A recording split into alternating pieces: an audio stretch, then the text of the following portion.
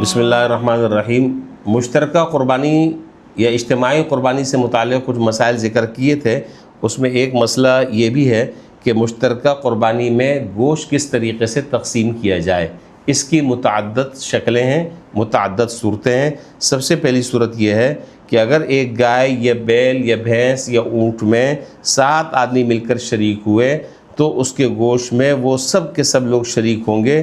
اب اگر وہ لوگ ایسے ہیں کہ ان کا دسترخوان ایک ہی ہے، ایک ساتھ ہی کھانا پکتا ہے، ایک ہی گھر کے افراد ہیں، تو جس طریقے سے چاہے وہ تقسیم کر سکتے ہیں، اس میں کوئی وزن کرنا شرط نہیں ہے۔ دوسری صورت اس کی یہ ہے کہ ان کا دسترخوان ایک نہیں ہے، گھر کے افراد ہیں لیکن دسترخوان ایک نہیں ہے، ہنڈیاں ایک نہیں ہیں، ہنڈیاں الگ الگ پکتی ہے، لیکن وہ سارا گوشت کسی اور کو دیا جا رہا ہے، تو اس صورت میں بھی گوشت کو آپس میں تقسیم کرنا ضروری نہیں ہے۔ دیکھیے مسئلے کا حاصل یہ ہوا کہ اگر ان کا دسترخوان ایک نہیں ہے، دسترخوان الگ الگ ہے، لیکن قربانی کرتے وقت جتنے شرکاء ہیں ان کا اس بات پر اتفاق ہو جاتا ہے کہ بھئی یہ سارا گوشت ہم تقسیم کر دیں گے غریبوں کو، پھر وزن کرنا کوئی ضروری نہیں ہے۔ سب کی رضامندی پائی گئی، تقسیم کرنا ہے نا، تقسیم کر دیں، وزن ضروری نہیں ہے۔ تیسری صورت یہ ہے جو بہت اہم ہے کہ اگر ان کے دسترخوان الگ الگ ہیں اور گوشت آپس میں وہ بانٹ رہے ہیں، تو اس صورت میں شرعی طریقے سے ان کو تقسیم کرنی ہوگی، خواہ وہ آپس میں رشتہ داری کیوں نہ ہو، یا سارے شرکاء اگرچہ خوش دلی سے ہر ایک شریک کو اجازت دے دیں کہ جو شریک جتنا چاہے گوشت لے جائے، تب بھی شرعی طریقے سے تقسیم کرنا ضروری ہے اجازت کے باوجود۔ اب تقسیم کا کیا طریقہ ہے؟ بہت آسان سا طریقہ ہے۔ اگر اس کا لحاظ کر کے اگر تقسیم کر دیا جائے تو انشاءاللہ اونچ نیچ ہوئی تو معاف۔ مثلاً باقاعدہ وزن کر کے گوشت آپس میں اس طرح تقسیم کریں کہ ہر ایک کے حصے میں 7 جگہوں پر گوشت برابر تقسیم ہو جائے۔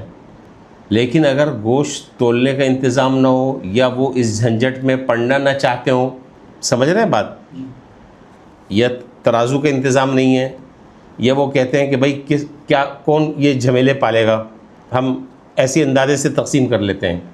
اندازے سے بھی تقسیم کر سکتے ہیں، پھر اس کی شکل یہ ہوگی کہ ایک اندازے سے آپ پورے گوشت کو 7 حصوں میں تقسیم کر دیں، 7 ٹوکرے بنا دیں، ایک بات۔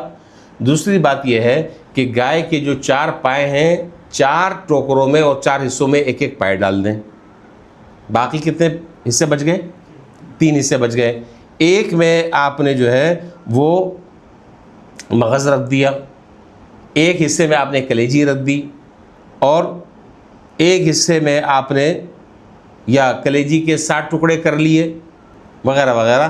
اس طریقے سے اگر کر لیں گے تو جو اب کمی زیادتی ہوگی وہ جائز ہے۔